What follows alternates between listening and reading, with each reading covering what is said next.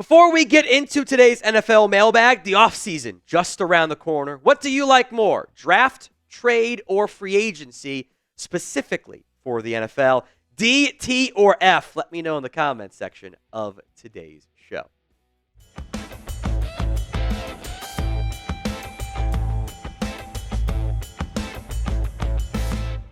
We got a $10 super chat to get things started from William Cook. Since the Cowboys' defense is playing better, could Zimmer be the next Cowboys head coach? I think you can actually make an argument that the best coach right now on the roster is Mike Zimmer. He's got the Cowboys' defense against mostly not great competition, to be fair, but they've played some good offenses. As a fringe top 10 unit the last 6 or so weeks. Small sample size, though. My issue is, I think if you're going to make a change, you need real change. And just keeping this, connection to the previous regime, no matter what, with all the stabs, I don't think is a good idea. I think if you're going to move on from Mike, Zimmer can stay as the DC if the new head coach wants him, but if you're moving on from Mike, get me something with more upside as the head coach.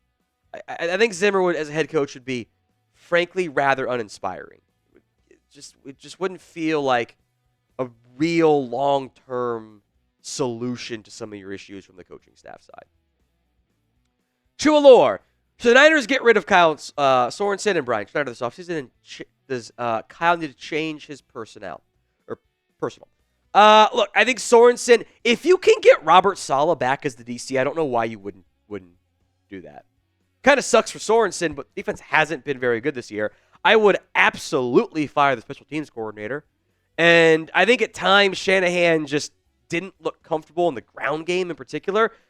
But honestly, if that Niners team was hit hard by injuries that really impacted them, they were not a good red zone team. I would bet they figure that out again next year. So I'm not as concerned about Shanahan in the offense. Injuries hurt the defense pretty good too, but you get Saleh back. I don't know why you wouldn't do that if you were San Francisco. Sean, what will happen with Sam Darnold? He's going to get paid.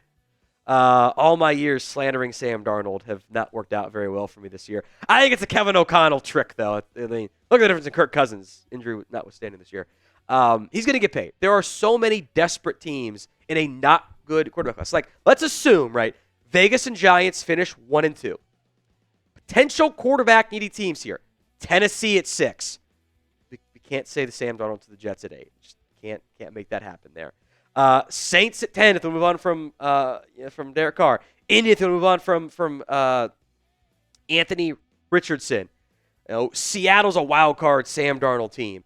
But somebody's going to be like, yeah, we got to get this guy. We got to go down this path. Or even if the Vegas and Giants don't go quarterback in round at 1-2 or if they fall to 4, Darnold, I think, is going to get a Baker Mayfield-esque contract, which probably a year later is about $35 million per year.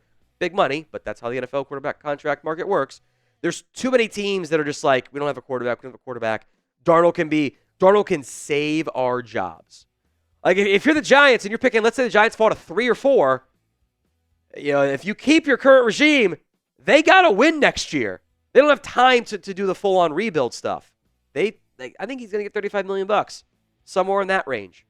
I don't know if he's worth that outside of Kevin O'Connell, who I think they still like J.J. McCarthy, but he might get franchise tag too. There's going to be interest in Sam Darnold, which is a crazy thought to me. So rank Sam Darnold right now, or at least into next season, among all NFL quarterbacks. Let me know in the comments section of today's show. DC times Viper, should the Bears fire Ryan Poles, or if not, why should he stay to pick the next head coach? It's a good question. It's a little rare. The Bears have done this badly. They keep on not doing the full reset when they should probably do the full reset. They did it 3 times in a row with the head coach. They would take the new quarterback, keep the head coach, then fire the head coach, and then get the new head coach in there. I would not be opposed to resetting things at the GM chair. I think this would be a pretty intriguing job for a lot of the top GM candidates. You need to make that call before you start your head coaching search, though. I don't think it's a good idea to do this we're going to have the head coach and then Poles and agree and then Poles on the hot seat, but the head coach is time them up properly. I don't like this I don't think it's good for organization cohesion to do this little changing one guy, keeping the other, changing, and that over and over. I don't think that's a good strategy. I don't think it works out very well for NFL teams. All or nothing, frequently for me. So if I were the Bears, I'd move on from Poles. He hired Matt Eberflus. He built this team. It was signed off on the OC hires. Like, he gets blamed too. He's made some good trades. He's made some bad moves too. So if they want to keep him, okay.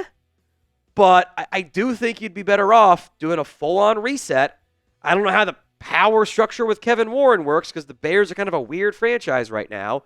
But if you want to move on, move on. Because you got to get this right, or else you wasted a massive opportunity. Skyler, I think Kellen Moore will get head coach chances because of his awesome run for the Eagles. But Tyler will probably get hired by the Jets. Yeah, he'll get interviews. You know, these young, everyone wants the young offensive line because we want to get the next Sean McVay, they want to get the next Kyle Shanahan, we want to get the next Matt LaFleur, which I don't disagree with. Andy Reid falls in that bucket too, as old as he is now. Sean Payton falls in that bucket too. A lot of good offensive minds become good head coaches. So I think guys like Kellen Moore, I think Liam Cohen for the Bucks is maybe, and Joe Brady of the Bills are high on that list. Haven't been in love with Bobby Slowick of late, but those guys are going to get interviews. Do they get hired? I think the interview process matters a lot there, but I think going to a team that wants to kind of take a slower approach, like the Jets, actually might make sense for Kellen Moore. Today's show is made possible by Prize Picks. It is the best place to get real money sports action. With over 10 million members and billions of dollars in awarded winnings, Prize Picks has made daily fantasy sports accessible to all. You just pick more or less on at least 2 players for a shot to win up to 1,000 times your cash. Run your game all season long on Prize Picks, America's #1 daily fantasy sports app. Make your holidays bigger and brighter with Prize Picks, the best place to get real money sports action. Join this holiday season because Prize Picks giving away 2 free picks in December, and they're giving away $30+ million in rewards during Picksmas. Not just pro football, college football you can also get in on. Here's one of the Ohio State, Tennessee, and Texas Clemson Prize Picks slates. Will Howard, Carnell Tate, Bryant Wesco, Moore's across the board there. Download the Prize Picks app today over at prizepicks.com/CLNS and use code CLNS to get $50 instantly after you play your first $5 lineup. Link will be in the comments section and the description of today's show. That's prizepicks.com/CLNS. Cobra Kai World, as the Patriots fire Gerard Mayo. Yeah, I think more so than most NFL teams and most first-time head coaches, you're really seeing the rawness out of Gerard Mayo. Like, he is consistently not saying the right thing. Like, talking about the play calling. Well, you said it, not me. Why would you answer like that, Gerard?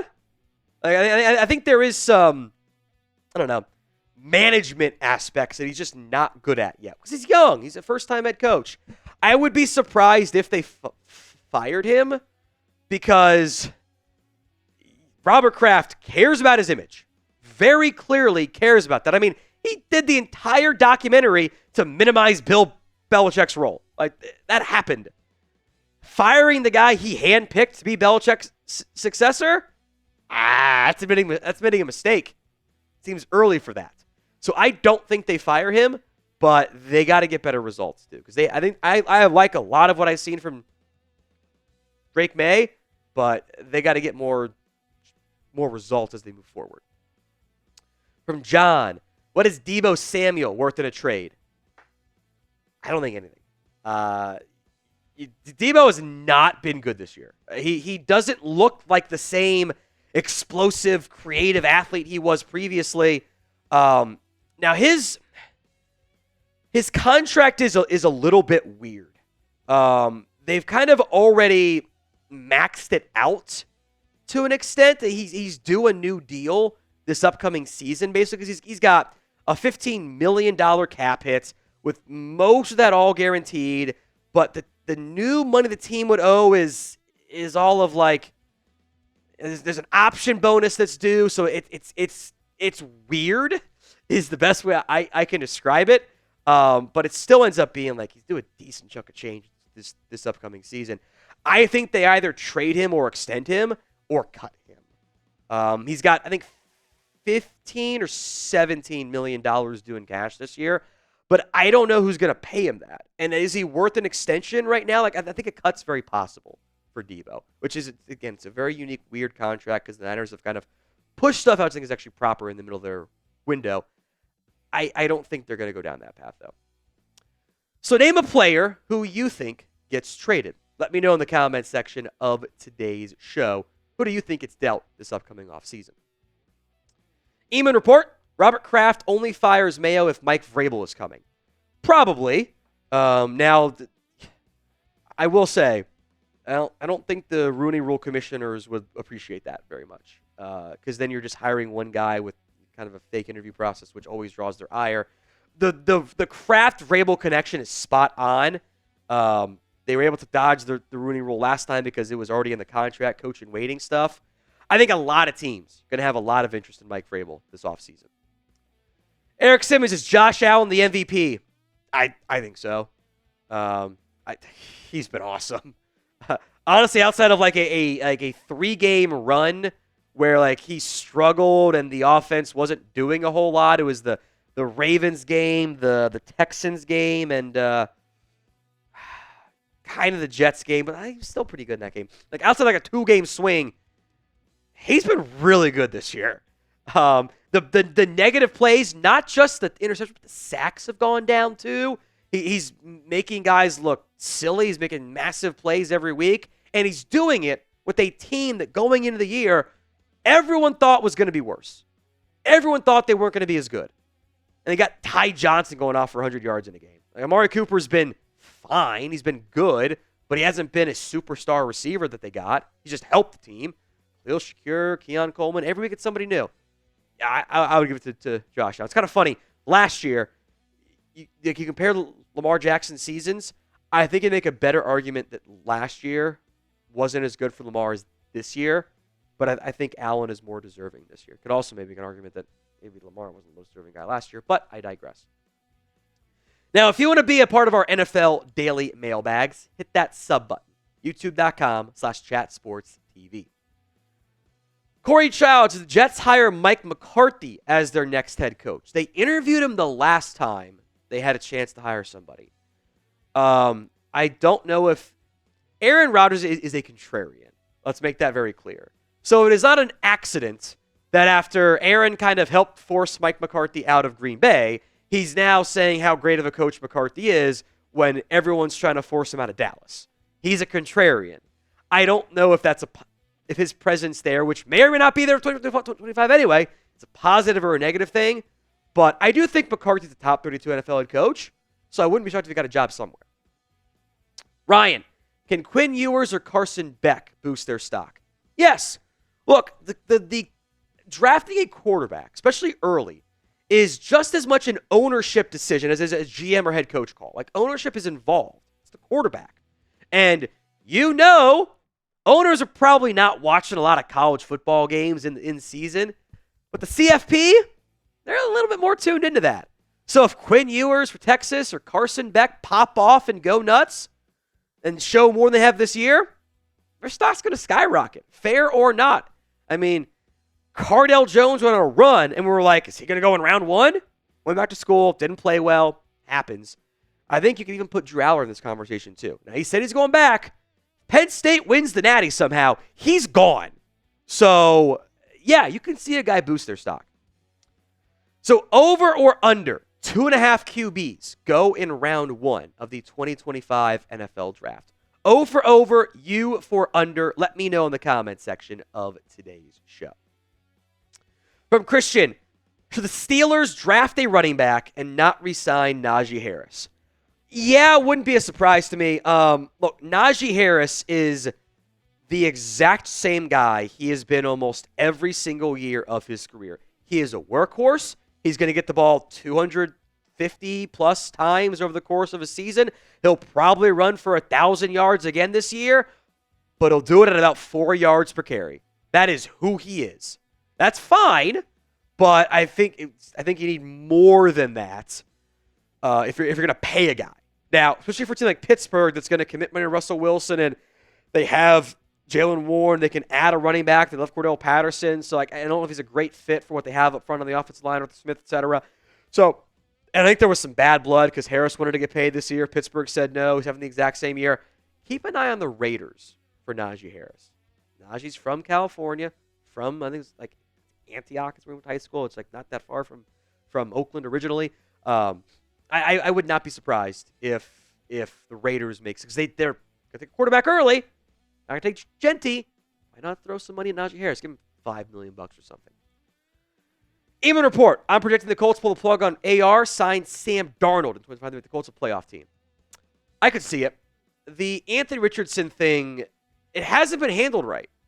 Like, it's very frustrating to me for everyone that has watched him to go, okay, he's a project. He needs time.